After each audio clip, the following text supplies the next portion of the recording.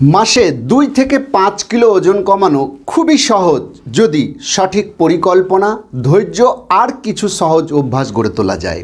বিশ্বব্যাপী পরিসংখ্যান বলছে 1 বিলিয়ন মানুষ ওবেসিটির শিকার। তার মধ্যে 340 মিলিয়ন হচ্ছে কিশোর কিশোরী, 650 মিলিয়ন হচ্ছে অ্যাডাল্ট আর 39 মিলিয়ন হচ্ছে শিশু।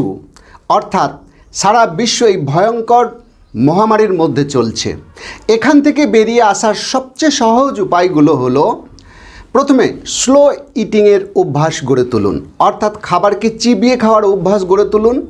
হেভি ফুড অলওয়েজ 20 মিনিট ধরে খাওয়ার অভ্যাস তৈরি করুন। নাম্বার 2, রাতের ভুরিভোজ পরিবর্তে সকালে হেভি ব্রেকফাস্ট করার অভ্যাস গড়ে তুলুন।